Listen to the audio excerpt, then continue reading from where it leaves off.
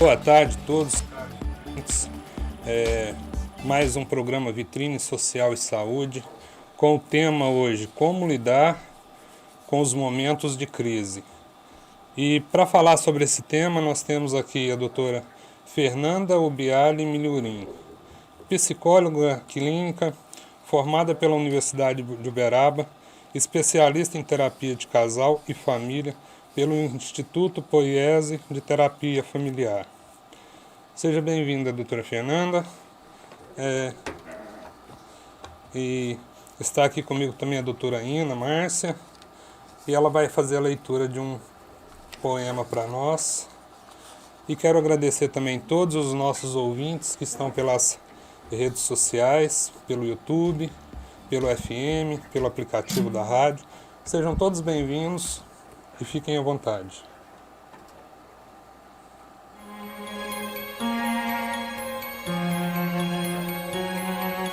Uma pequena reflexão sobre crises.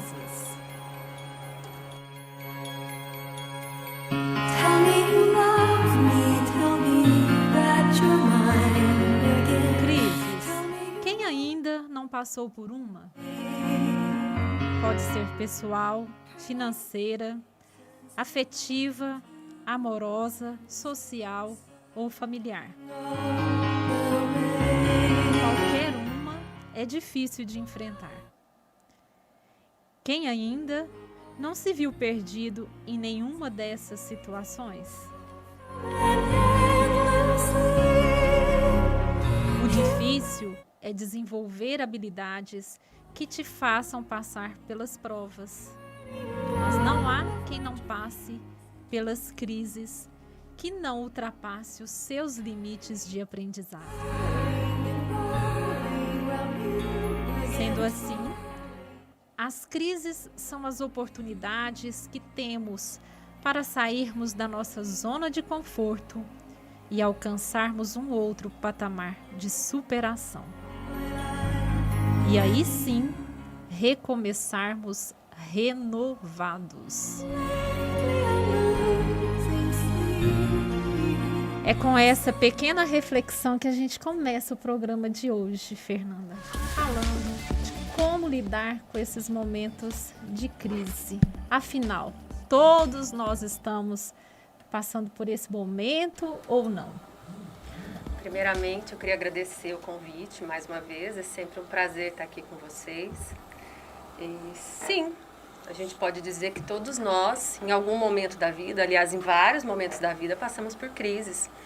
Principalmente porque quando a gente pensa em crise, a gente pensa em situações de dificuldades, situações difíceis, mas nem sempre uma crise é uma situação de dificuldade, né? Dependendo da época da vida, a gente sempre, para passar para uma próxima etapa, a gente passa por uma pequena crise que às vezes é perceptível e às vezes não. Isso a gente sente, né, Fernanda, no decorrer da vida, né? Tem a crise dos 7 anos, que você já começa a ter um pouco mais de maturidade. Depois vem os 14 anos, que realmente você já entrou na adolescência. E o pessoal vai jogando, né, essas crises como que 7 anos fosse um ciclo que você fechasse na sua vida. É perceptível isso na vida das pessoas ou eu estou enganada? A gente pode pensar, primeiramente, que quando a gente vai falar de crises de ciclo vital, quer dizer, crises da idade, né, crises da saída da infância para a adolescência, da adolescência para a vida adulta, de quando a gente sai da vida de solteiro para casada, quando se tem filhos, são crises naturais, são crises que acontecem normalmente. E todos nós vamos passar por elas. Algumas outras crises são bastante inesperadas. Para a gente poder pensar em crise primeiro, a gente tem que pensar qual que é a definição de crise. Quando a gente pensa, principalmente na área, em crise, a gente vai falar de qualquer tipo de situação de mudança. Então, um casamento, por exemplo, ninguém pensa como uma crise, porque é um momento esperado, planejado, desejado pelos casais. Mas é uma mudança de casa, uma mudança de estrutura familiar, uma mudança de rotina. Muitas coisas vão mudar a partir dali. E a gente sabe de muitas pessoas na época, antes um pouco do casamento ou pós-casamento, que necessita dessa adaptação, existem alguns questionamentos, algumas dúvidas e às vezes algumas dificuldades, porque a gente está falando de duas pessoas, de famílias distintas, diferentes, começando uma vida nova. Então, toda vez que a gente vai falar de crise, a gente vai falar de readaptações. E aí a gente pode pensar a vinda de um filho, uma formação, né, uma graduação de faculdade, quando a gente precisa fazer algo diferente, sair da rotina.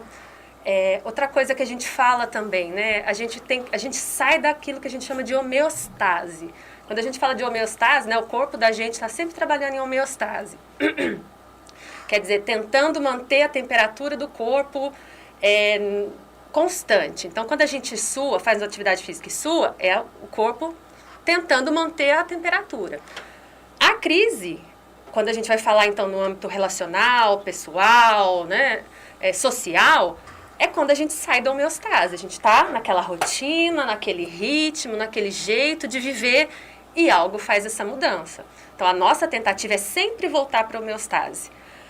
Porém, quando a gente volta ao que era, não teve grande mudança, não teve aprendizagem, não teve evolução. Né? Então, quando a gente vai pensar na crise, a crise e pode ser uma oportunidade de evolução.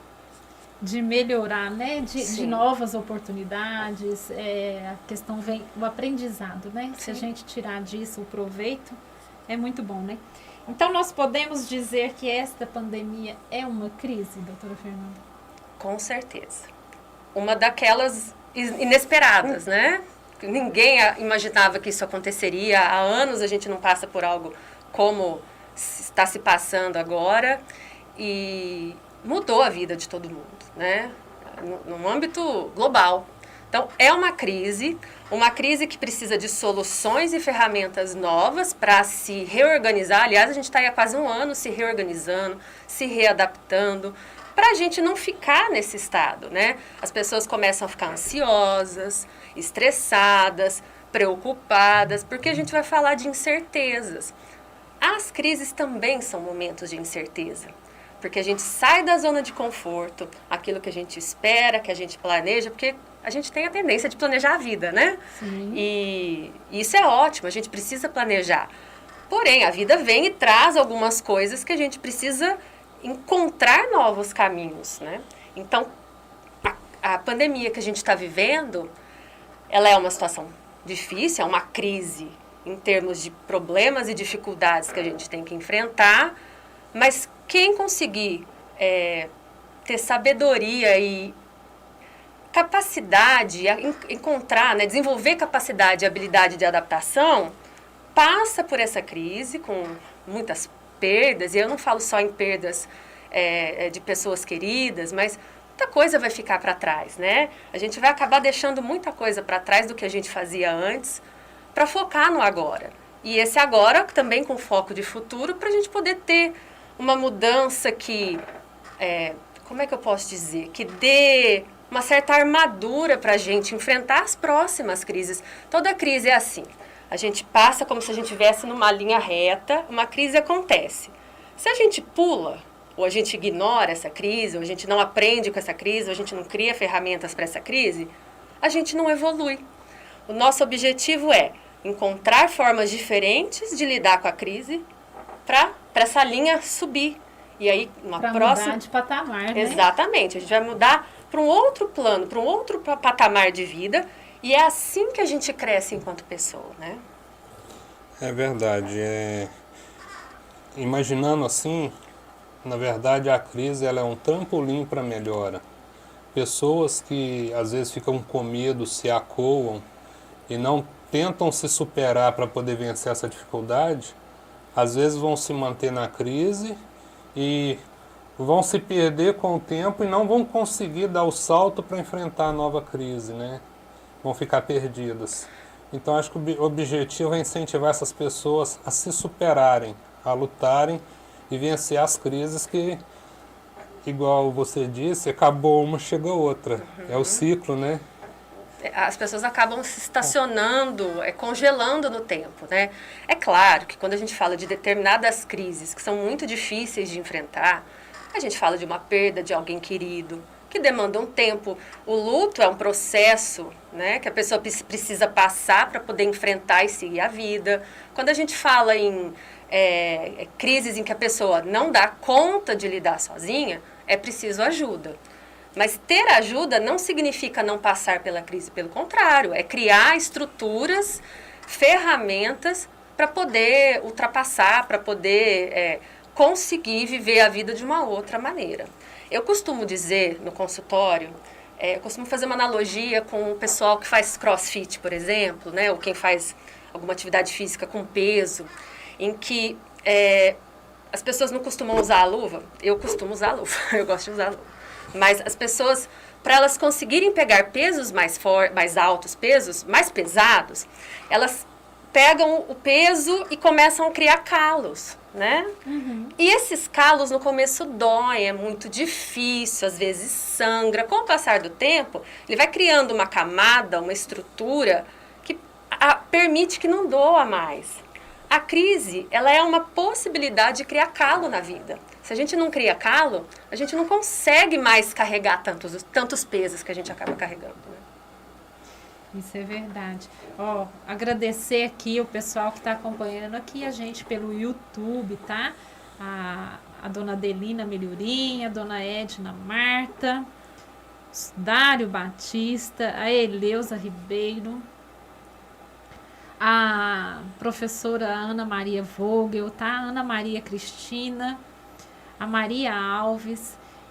Muito obrigada a todos vocês, a Alessandra Cristina, obrigada ao pessoal que está acompanhando a gente aí pelo aplicativo da rádio 102.1 Gospel FM de Uberaba. E esse tema, a gente fica pensando, né? Até a doutora Ana Maria Vogel perguntou aqui dos melindres. Eu vou te fazer o comentário que ela fez.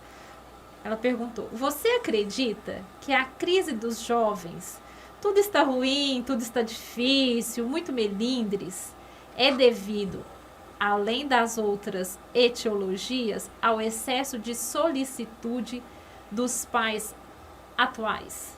Pais que facilitam demais tudo. Você acredita nisso? A gente pode falar, é claro que cada caso é um caso, mas que hoje em dia os meninos não criam calo. Isso sim. O papai e a mamãe vão lá e fazem por eles, né? Acho que é isso que ela está querendo dizer. É isso mesmo. A gente tem uma tendência, e isso é algo estudado por conta de jovens, agora não já na fase adulta, né? Que tiveram foram filhos de pais que passaram por uma rigidez muito grande, que acabaram lidando e criando os filhos de uma forma muito livre, muito solta e sem determinadas regras, normas, limites. Um outro componente, acho que é uma outra coisa importante também, é que hoje em dia os casais têm cada vez menos filhos. E o filho acabou virando o centro das atenções dos pais. Antigamente, né, eu costumo até dizer, antigamente a gente tinha que conquistar o amor dos pais. Hoje os pais estão tentando conquistar o amor dos filhos. É uma inversão muito grande. Então, pais que morrem de medo de que os filhos não os amem e não se preocupam se os filhos os respeitam ou não, tendem a criar jovens muito mais fragilizados. Então, a gente precisa, é claro que, como eu falei, cada caso é um caso, a gente precisa também pensar como é que é essa dinâmica familiar, mas existem crises específicas que a gente também tem que levar em conta, a gente precisa ouvir esses jovens, porque normalmente eles são sintoma das questões familiares, então é uma boa oportunidade para a gente perceber o que está acontecendo em família, para ajudar esses jovens a terem mais autonomia, se fortalecerem e saberem que eles dão conta. Se eles passarem por crises, eles conseguem lidar com elas sem que precise recorrer sempre àquela bolha, né, de proteção da família. Quando ela fala aqui, Fernanda, tudo está ruim, tudo está difícil e cheio de melindres, eu penso, né... a gente teve uma infância, uma adolescente muito diferente das crianças de hoje, né? Então, ocorreu dois fatos na vida escolar do meu filho, que eu cheguei na escola, ele tinha dado um empurrão numa coleguinha. E a mãe veio falar comigo, tirar satisfação comigo. Olhei assim, falei assim, foi eu que fiz isso? Ela falou, não. Falei, então vem aqui, eu chamei ele, agora você conversa com ele, ele vai te explicar o motivo, o que aconteceu, e você pode falar com ele. Porque comigo ela estava falando num tom, né? Aí com ele eu falei, não, resolve com ele, isso é problema dele, eu respondo pelos meus atos. Aí mudou de escola e teve eles brincando de peteca, quebrou a vidraça da escola. A diretora me chamou. Olha, vai ter que pagar, tal. Paraná. Falei, você já falou pra ele? Não, eu te chamei. Falei, não, faz reunião com ele. Eu não posso nem ficar perdendo tempo com isso. Ele que tem que resolver o problema dele. Ele vai pagar? Vai. Então você resolve com ele, porque... E aí eu acho que a gente... São pequenas coisas, é dessas pequeninas coisas que a gente vai construindo eles. Eu não posso resolver todos os problemas deles. Se uma vidraça, um empurrão numa coleguinha de 7 anos, eu preciso ir para a diretoria para resolver isso, eu fui criada pela minha avó e ela nunca foi na escola. Eu resolvia os meus problemas por lá e tudo ficava resolvido. Então, eu acho que a gente sufoca, né, as crianças hoje. E quando você fala de conquistar o amor, eu lembro que os filhos fazem muita chantagem com a gente, né? Ai, porque eu não te amo. E eu nem ligo se você não me ama, meu filho, porque a obrigação sua é me amar e eu tô aqui para cumprir o meu papel de mãe. Então, eu acho que as pessoas, não sei se é porque antigamente, igual você falou, tinha que conquistar o amor dos pais e às vezes achou isso muito difícil. Eu não tive que só conquistar amor de pai, mas tive que conquistar amor de uma comunidade para me sobreviver nessa comunidade, porque eu não fui criada pelos meus pais. Então, pra mim, ele me amar não faz mais nada que a obrigação dele. E se quiser amar, se não quiser, meu bem.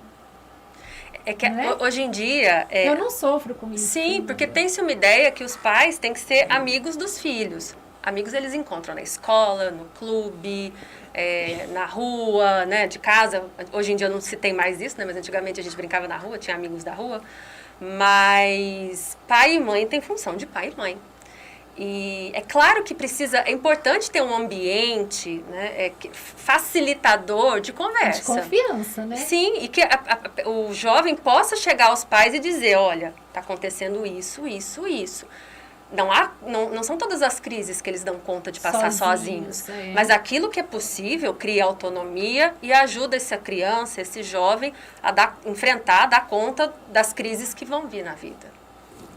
Eu penso também que esse passar por crises, uma vez que faz parte do crescimento, os jovens precisam passar sozinhos. O que eles não conseguem resolver, a gente entra com um conselho, mostrando uma visão diferente, direcionando, para que eles próprios possam trilhar esse caminho. Porque vão para uma faculdade, vão se casar... Vão ter que se virar, né? Vão ter que se virar. Já pensou um filho, casou e tem que ir lá... Ô pai, aconteceu isso lá em casa, o que eu faço? Fica muito complicado. E não se aprende sozinho, né? Se toda vez você precisar chamar alguém, pedir para o pai, algumas soluções a gente só encontra com a gente mesmo. Verdade. Por isso que eu fiz uma enquete essa semana, viu, Fernanda? Nós vamos falar da enquete, né? Porque cada um tem a sua maneira de resolver as suas crises, né? Eu também participei da enquete, aí depois nós vamos falar sobre isso. Posso fazer mais uma perguntinha aqui do pessoal da live? Claro. Estão perguntando aqui, a dona Sandra Noronha, ela pergunta assim, como enfrentar a ansiedade nessa pandemia? Quando a gente vai falar de ansiedade, a gente fala de uma crise um pouquinho diferente. Né? Porque em algumas situações, uma crise de ansiedade, uma ansiedade constante, demanda ajuda médica, psicológica, terapia. E é difícil generalizar, porque as pessoas lidaram e lidam com a crise de formas muito distintas.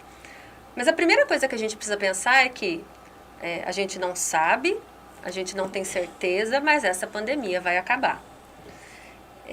Quando a gente lida com incerteza, cada vez mais a gente tem uma dificuldade de... Quando a gente tem dificuldade de vislumbrar o que vem pela frente, isso causa ansiedade. A gente cria N possibilidades. Então, não ter controle sobre a situação é uma coisa normal, vou chamar de normal. Mas as pessoas... Porque a gente vive numa época culturalmente, socialmente, economicamente muito segura. Né? E é exatamente esse excesso de segurança, esse excesso de ideia de segurança, que faz a gente criar essa ansiedade que a gente tem que ter o controle de tudo. Acho que a primeira coisa é pensar que a gente não controla tudo. Não conseguimos. Então a gente precisa lidar, e quando eu falo lidar é se agarrar naquilo que a gente controla. Então, nós não controlamos a pandemia, quando ela vai acabar, se a gente vai pegar ou não o vírus, mas a gente controla as mínimas coisas que a gente faz, como a gente se protege, alcance, né? Como a gente lida com o dia a dia. Porque houve um tempo, no começo dessa pandemia, que as pessoas simplesmente se isolaram do mundo. Isso é muito angustiante. Nós somos seres sociais, a gente precisa viver, a gente precisa trabalhar. São essas coisas que dão pra gente sentido de vida. Então, se isolar completamente, pensar só nisso, assistir televisão e só ver coisas falando de Covid, isso é muito angustiante, porque a gente também vive numa cultura do medo, em que o medo é usado de N formas para controle das pessoas e para... alcançar objetivos. Exatamente. Né? Que as pessoas estão manipulando para alcançar o objetivo. Então, quando a gente olha para isso e a gente fica muito focado nisso, a gente perde o resto da vida que a gente vive. Tomando os cuidados, fazendo o que está dentro do nosso alcance e vivendo a vida, porque a vida não acaba. Existe um dado de que na época de guerras era a época que mais se nasciam pessoas. As pessoas sobrevivem e as pessoas continuam vivendo a vida, mesmo em época de guerra. Coisas muito piores do que a gente passa hoje. Sim. Porque isso dá uma sensação de continuidade pra gente, que as coisas não acabaram, que a vida não acabou. Então, quando a gente consegue lidar e criar sentido de vida, manter aquilo que a gente faz, aquilo que é significativo, a gente consegue lidar muito mais com a ansiedade. E se a gente não conseguir lidar sozinho, sempre procurar ajuda.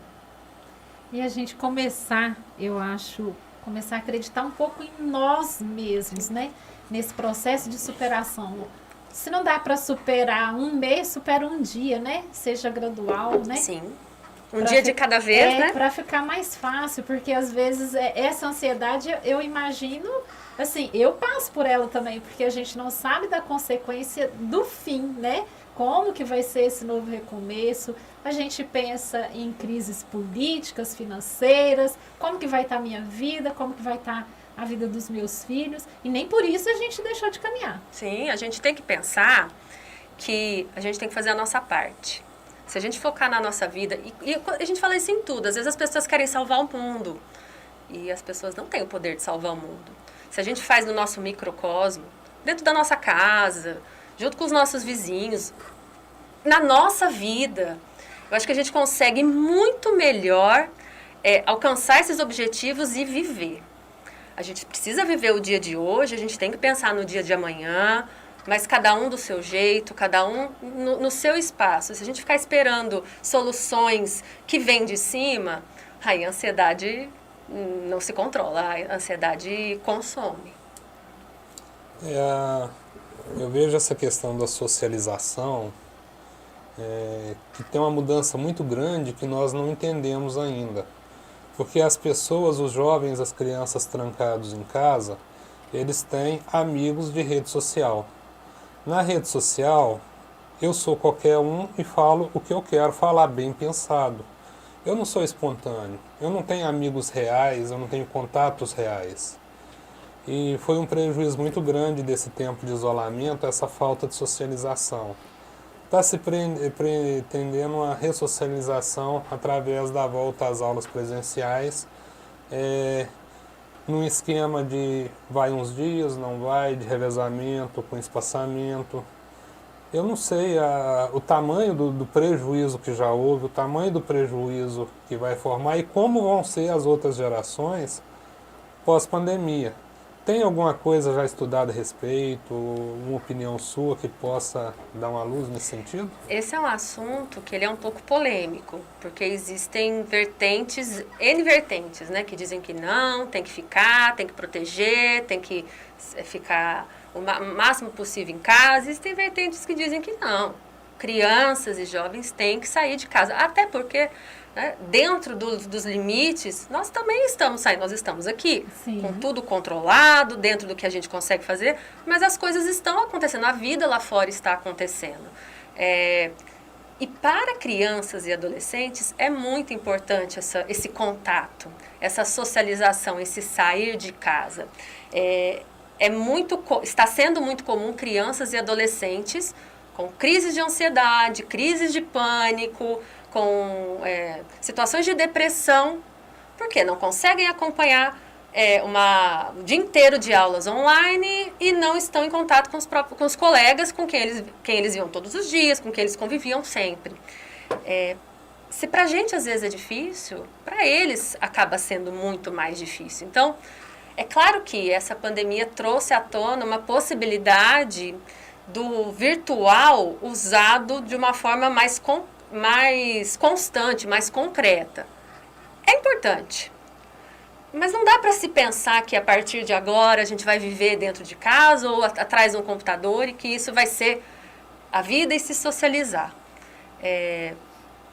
A gente pode usar isso como um meio, mas ele não é o único e não é o ideal, principalmente quando a gente fala de criança e adolescente. É fundamental essa época, essa fase da vida, em que as experimentações, a diferença de casa, porque a escola é isso, a escola é o segundo grupo da nossa vida que mostra pra gente que existem pessoas diferentes da gente, que existem famílias diferentes da gente, que existem formas diferentes de ser. E isso é muito rico, quando a gente vai falar de diversidade. A escola é a diversidade em si. Então, a gente aprende com os pares, e hoje quando a gente fala, né, que é o que eu falei mais cedo, os pais estão tendo 1 ou 2 filhos no máximo.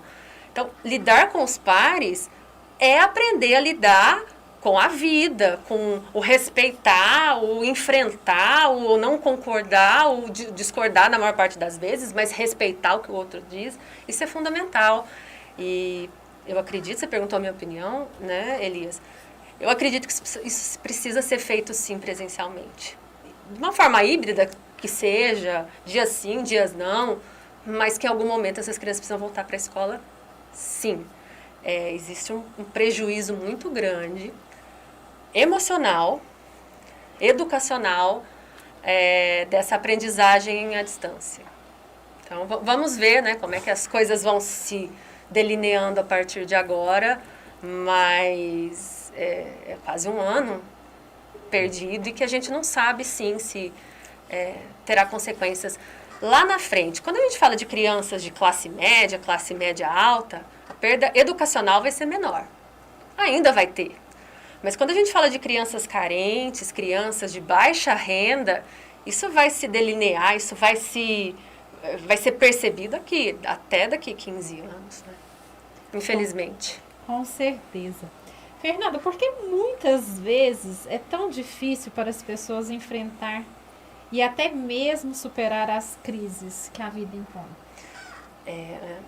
Eu acho que tem muito a ver também com a época que a gente vive. Quando eu falo antigamente, a gente vai falar de 50, 60, 70 anos atrás, as crises eram parte do processo de crescimento, né? As perdas eram parte da vida. Então, as pessoas... Não existia essa higienização da morte, né? Que as pessoas morrem no hospital, o velório é fora de casa. Antigamente era tudo feito dentro de casa, as pessoas tinham um convívio maior com os... Eu vou falar da morte, que acho que é uma crise que todo mundo passa na vida em algum momento, e as perdas são muito dolorosas. A gente está se afastando das crises, a gente está evitando as crises, e isso tem consequências. A gente tem uma vida muito segura. Isso eu estou falando de modo geral, né? Sim. Uma vida de muitas oportunidades, mas pensando no jovem, né? Hoje em dia as oportunidades são maiores, mas a concorrência é maior. Então ele vai ter que enfrentar isso. Se na vida toda anterior a isso dele, sempre teve alguém que falou sim, sempre teve alguém que deu tudo, ele nunca precisou lidar com uma pequena crise que fosse, vai ser difícil lá na frente. Eu sei que é muito difícil para os pais verem os filhos em crise, mas a gente precisa olhar para a crise como uma forma de mudança, como uma forma, uma oportunidade de crescimento. Então, por mais doloroso que seja, é preciso entender que a gente passou. E a gente é quem a gente é hoje por conta das crises. Não só pelas coisas boas que aconteceram. Uma pessoa que passa só por coisas boas, ela acaba às vezes desdenhando disso. É tudo fácil, é tudo tranquilo. O mundo sempre me disse sim, minha mãe sempre me disse sim. E aí o mundo vem e diz não. Isso acaba gerando uma dificuldade de lidar com a crise. Superar a crise, aí a gente também vai depender muito da disposição da pessoa de passar por isso, de pedir ajuda, de entender que o mundo não está contra ela, mas que as outras pessoas passam por isso. Então é importante também perceber e saber que outras pessoas também passam pela mesma situação e isso acaba ajudando. E acho que sempre, quando ficar difícil para enfrentar, saber pedir ajuda. Saber que não é preciso o tempo todo, todas as crises, lidar sozinho. A gente precisa ir com passinhos de bebê, né? Uma crise, lá na frente uma outra crise. Se cercar de pessoas que você ama e que te oferecem ajuda dentro dos limites dela e que te diz, você consegue. Eu estou aqui, mas você consegue. Isso pode ajudar muito. Fernanda, pegando um gancho aí no que você falou dessa crise aí de superar a morte, né? Hoje em dia, né? Você falou, a morte hoje é mais higienizada.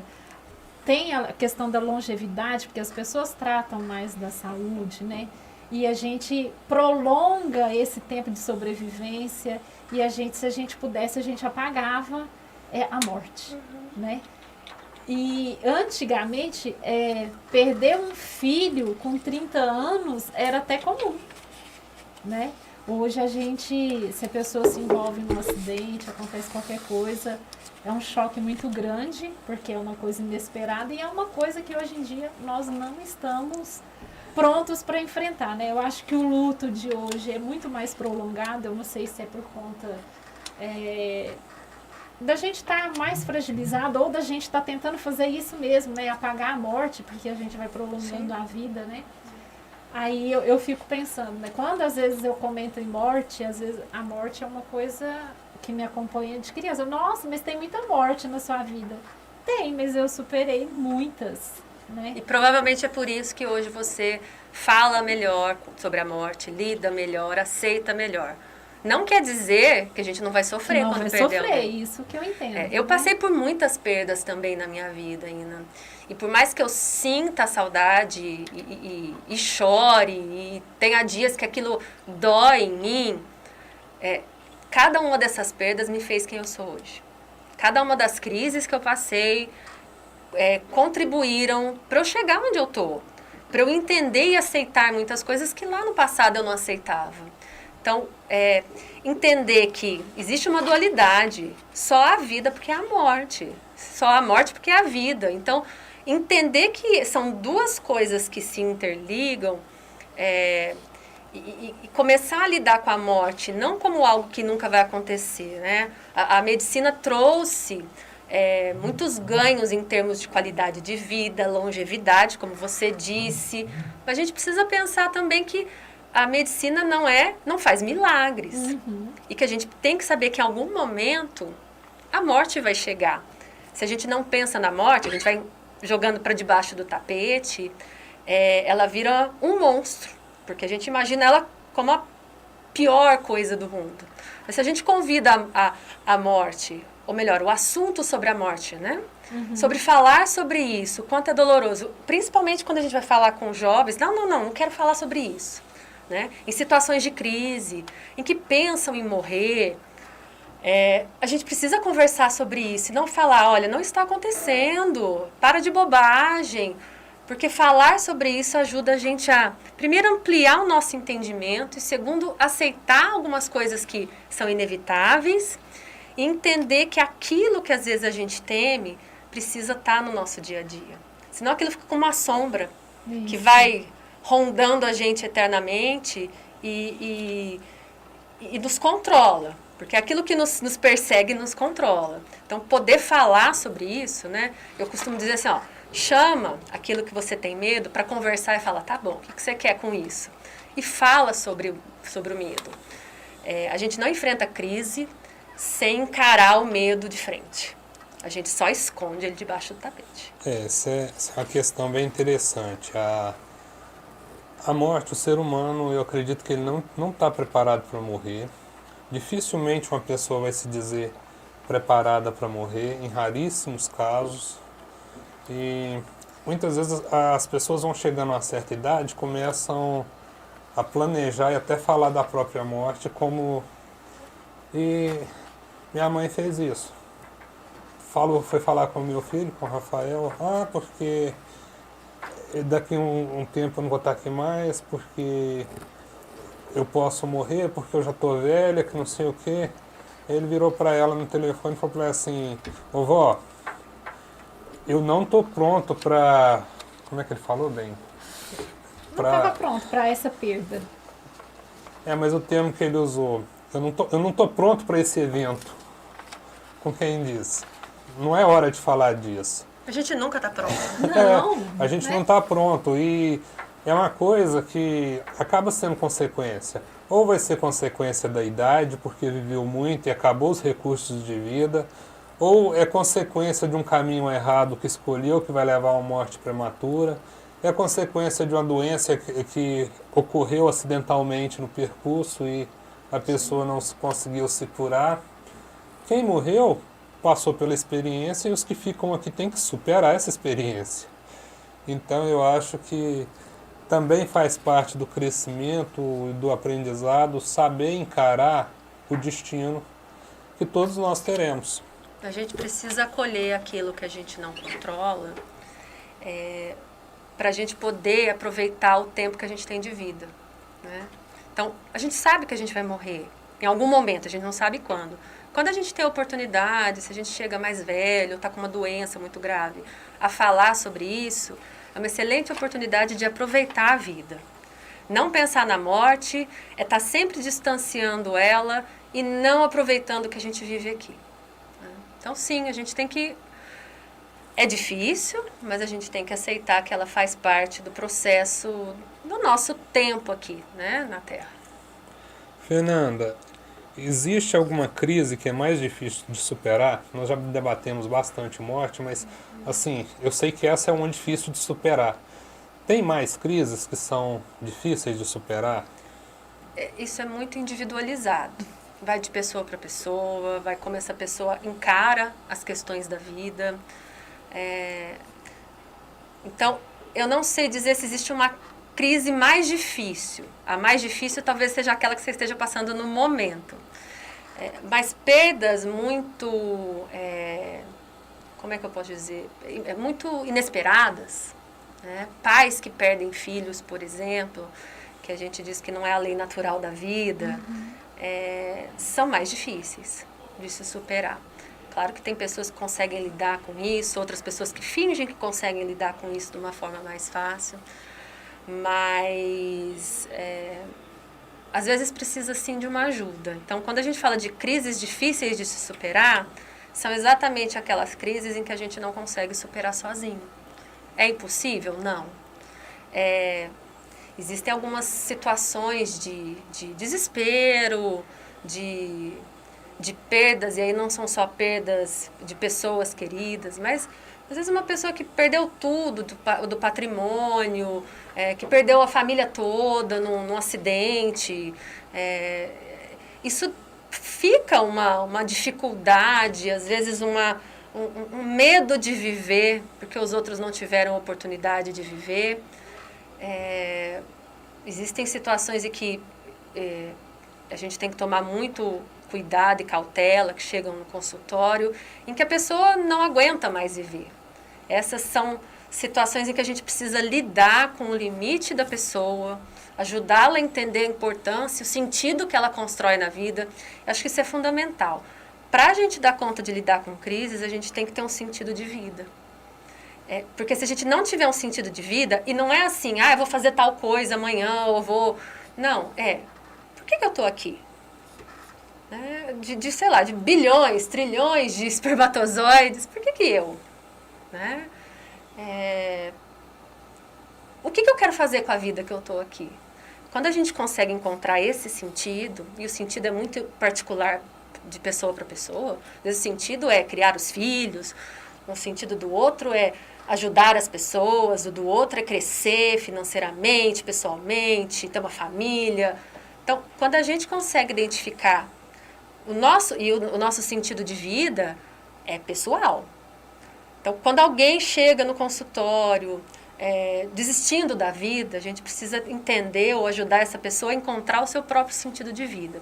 Aí sim é possível passar pela crise e construir com essa crise força, né? Calos, muitos calos para poder passar pela vida e aceitar essas questões e poder crescer. Pessoal, olha, vamos mandar mais um abraço aqui pro pessoal que está acompanhando aqui a gente no YouTube, para Sandra Mara Borges, né? E ela até fez um comentário aqui que nós nunca estamos preparados para passar pelo evento, né, da morte. A Maria Cristina, a Simone. Gente, muito obrigada a todos que estão com a gente aqui, a Maria Elza, a Maria José Rubiali. E obrigada ao pessoal que está acompanhando a gente pela 102.1 Gospel FM de Uberaba. Oi? E nós vamos rapidinho para o intervalo, pessoal. Eu sei que o assunto está muito, assim, fomentando aqui a gente. E a gente volta rapidinho, viu? Não percam, fica aí com a gente. Estamos de volta mais uma vez com o programa Vitrine Social e Saúde. Eu, doutora Ina Márcia, juntamente com a doutora Elisa e com a nossa convidada de hoje, a doutora Fernanda. E nós estamos debatendo o assunto de como lidar com os momentos de crise. Você já falou, né, Fernanda, que para ajudar a pessoa a superar esses momentos de crise é criar um sentido, né, o porquê da vida, né? Mas como ajudar quem está perto de nós, Fernanda, que está passando por uma crise pessoal? Primeiramente, estar presente. Às vezes é muito difícil quando tem alguém em crise dentro de casa ou perto da gente, a gente não consegue ajudar, mas dizer, não vai passar, tá tudo bem, não, você não pode ficar assim. Essa é a pior forma de lidar com a crise. Se fazer presente, olha, eu não sei o que você está passando, ou eu sei o que você está passando, eu já passei por isso, e eu estou aqui, que você precisar de mim, você pode me procurar.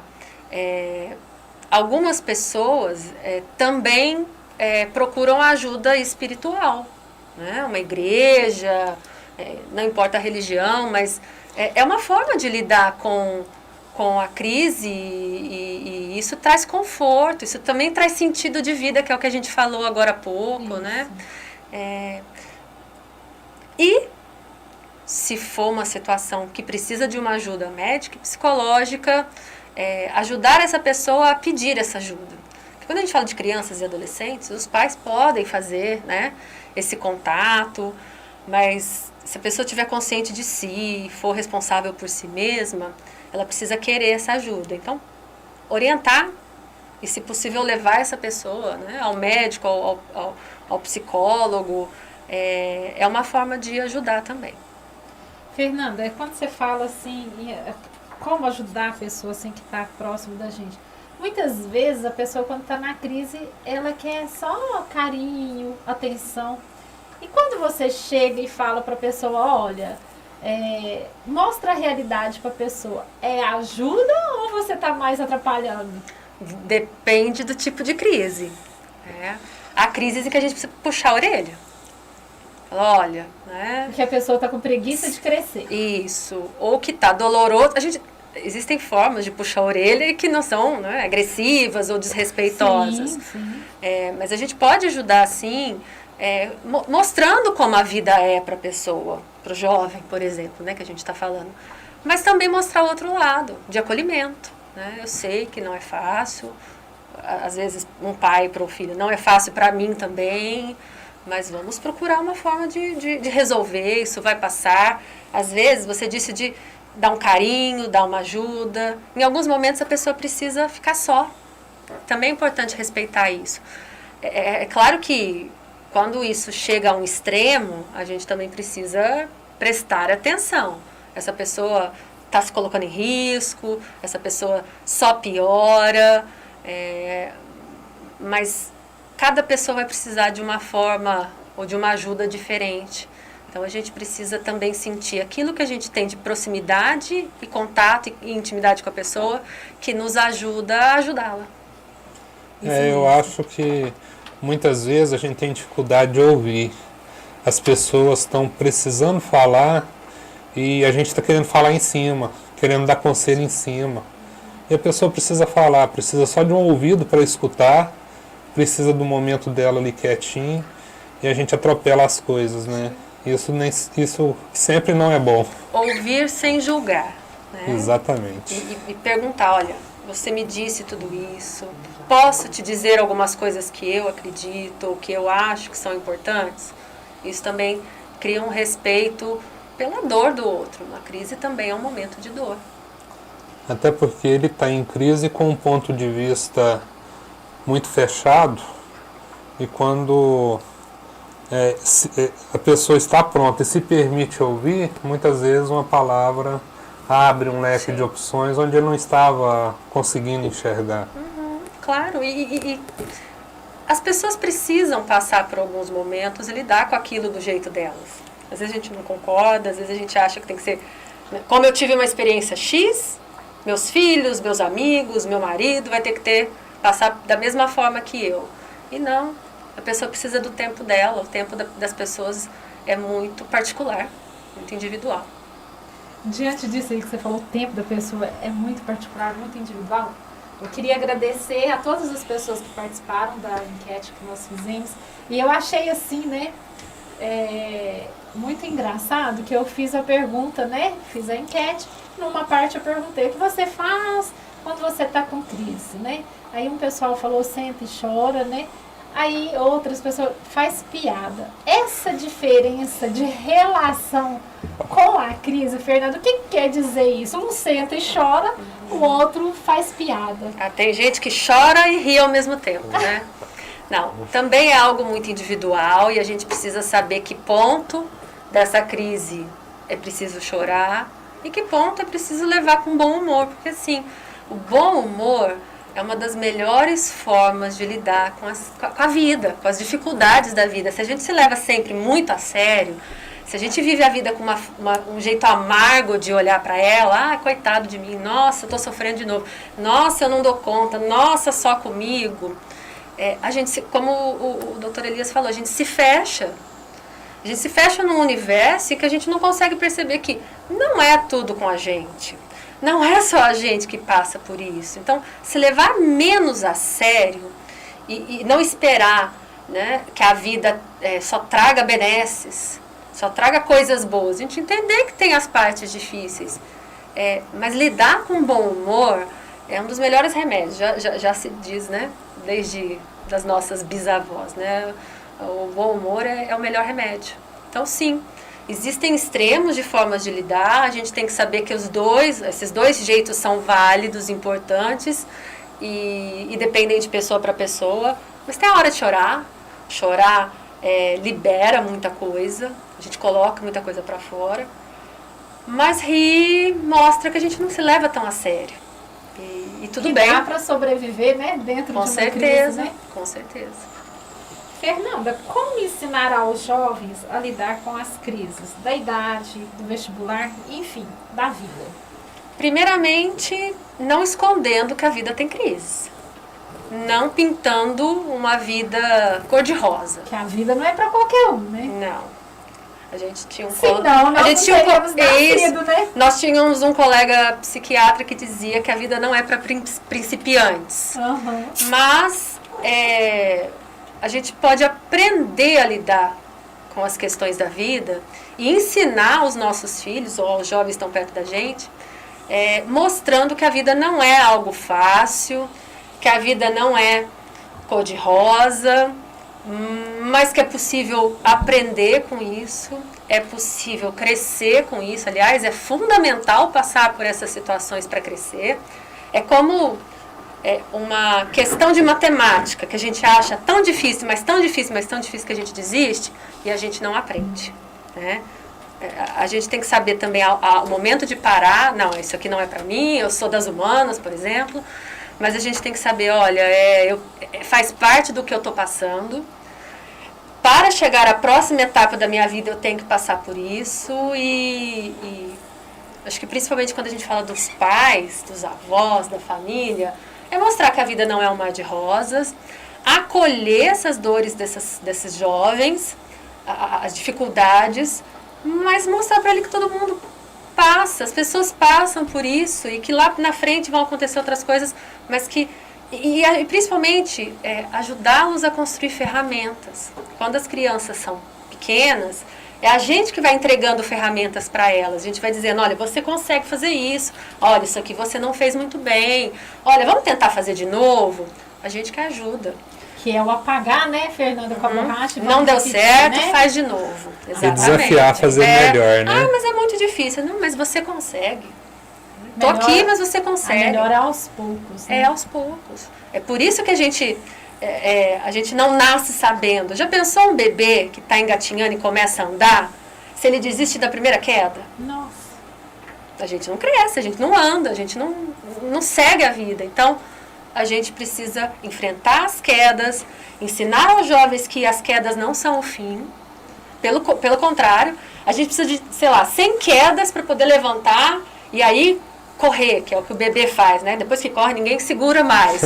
Mas é assim, depois que corre, ninguém segura mais. Isso é a vida. E assim nós estamos, né, Elis? Correndo.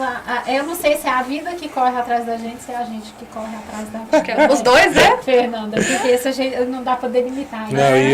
e correr atrás do tempo também. O nosso tempo aqui já estourou e a gente com tanto assunto para conversar ainda, né?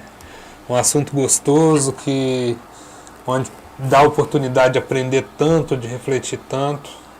E o nosso horário voou. Voou. Exatamente, voou. Deu nem para perceber. Fernanda, fala das suas redes sociais. Tá? E a gente te agradece muito pela sua presença, pelo carinho de você, o Dr. Emerson aqui com a gente sempre.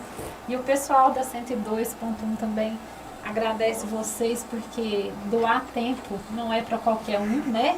Essa doação que vocês têm, vocês doam o tempo, doam o conhecimento e para nós é sempre um grande aprendizado. Os nossos encontros. Eu só tenho uma rede social, que eu estou no Instagram, que às vezes eu ponho algumas reflexões. Aí eu quero que você indique um livro. Lá, Ah, sim, vou indicar. O Instagram é fernandaubiale b.milhorim. fernandaubiale b.milhorim. O livro que a gente estava conversando no intervalo é Em Busca de Sentido, do Viktor Frankl. Viktor Frankl, ele é um psicólogo, psiquiatra, e ele ficou a Segunda Guerra toda em 3 campos de concentração. E ele vai dizer sobre o que faz as pessoas sobreviverem a um campo de concentração. E eu queria agradecer. Para mim é um prazer poder estar aqui com vocês. Agradeço a Gospel, agradeço o convite de vocês. Para mim é sempre um prazer conversar. Eu aprendo quando a gente conversa também. Eu acho que a vida é troca, né? Sim. E é sempre um prazer estar aqui e que a gente consiga fazer isso mais vezes também. Muito obrigada, pessoal, todos que estiveram conosco aqui. Semana que vem nós vamos falar de um tema bem polêmico, né? A volta às aulas. Quem vai voltar, quem não vai, como vão ser as novas medidas. E aguardamos por vocês sábado que vem. Um forte abraço, Vitrine Social e Saúde. Até lá. Até lá.